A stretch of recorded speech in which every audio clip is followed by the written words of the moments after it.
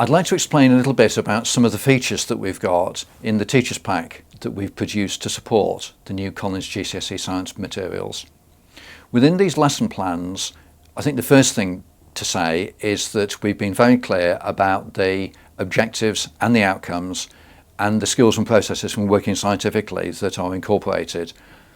And one of the reasons why we really wanted to focus upon this is partly because we believe that it supports teachers quite effectively to make it quite clear what those are. But also that if teachers want to flex and modify the plan, that's absolutely fine. But again, people need to be confident that they're meeting the outcomes that are necessitated by the course overall. As far as the lesson plans themselves go, we've based each of these upon a 5-stage teaching and learning cycle. And the reason for doing this is because we believe very much that whatever the topic or focus of the lesson, and whatever the ability range of students that a teacher has sat in front of them, that there are certain generic features of high quality teaching and learning. And the first of these stages is engaging the students. We believe that it's really important that any good lesson is going to do that. And the second part is going to be to challenge and develop students' ideas, for students to realise that their existing understanding may not be adequate and that there are ways in which they need to, if you like, up their game in terms of understanding things that are more complex. The third stage in the learning cycle is that of explain. This is absolutely fundamental and of course quite often is very explicitly supported by the student book. Teachers need to be able to explain key ideas and to make it clear to students exactly what those ideas are and what it is that they need to understand. And the fourth part is crucial as well. This is the stage of consolidate and apply.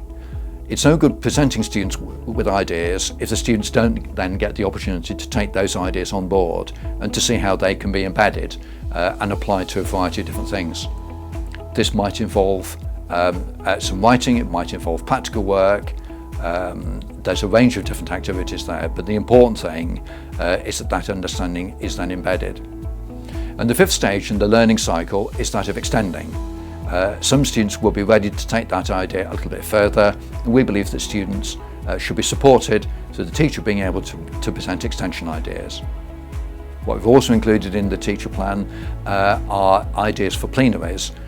And of course, what a good plenary does is that it enables the teacher to see how much learning has taken place and to understand where it is that students are at off the back of this, that they can then get a sense of where the next lesson is going to be working from.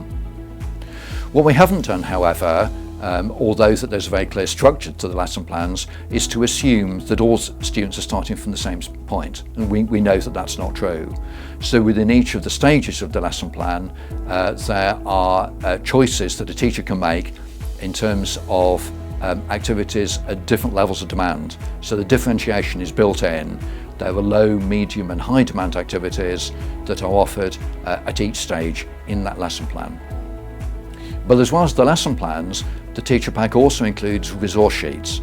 And this is because we know that students, part of the process of exploring ideas and embedding those ideas is to use resource sheets.